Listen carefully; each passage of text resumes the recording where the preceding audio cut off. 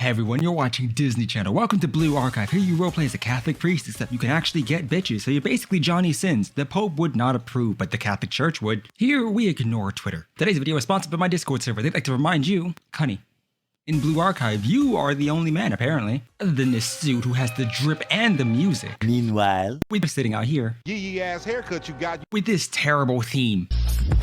So allow me as a professional connoisseur of the arts to take you on a journey throughout the worlds of, and by the end of this, you will have acquired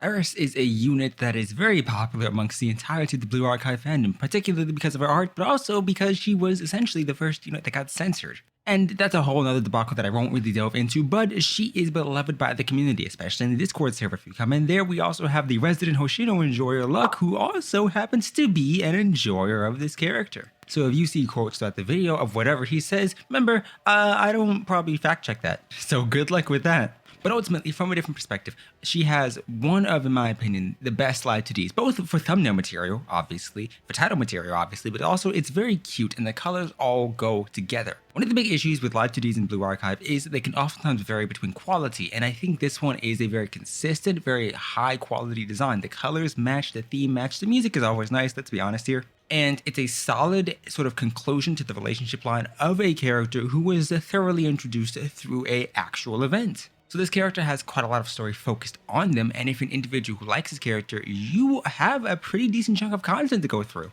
She's also very fun. I mean, she literally has a giant weapon, and if you wanted to see the dedication some individuals in our server have shown to this character, just look no further than these screenshots here. Now, the downsides of this unit. I don't own her. She will not come home. So I can't even give an evaluation based on my own perspective of the story quests because I feel like if I watch it on YouTube, it's less impactful than if I had the character. However, if you're an individual who values the state of their account and wants to push further into more difficult content, please understand here that she also has the benefit of at least being a decent enough unit to build. While she's not ranked in the must-build category according to our metaslave, she is still a valuable unit, and the opinions of him will be shown on screen now. Alongside the opinions of other appreciators of this unit.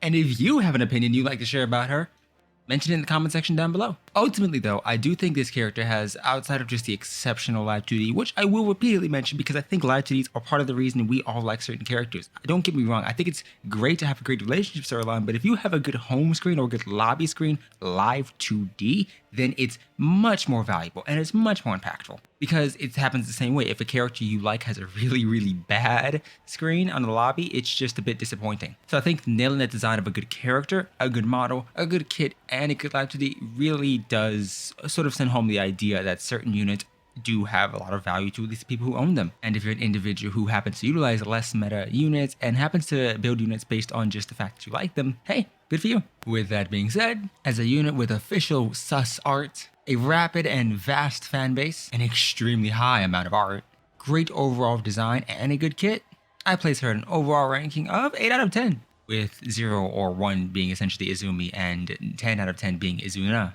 I think the one thing that could excel and push her into the 9 out of 10 category would be if she came to my account, but that's an entirely separate issue. I'd love to hear your thoughts about this character down below, and with that being said, subscribe because I'll be going through the other units, and this took a while to edit.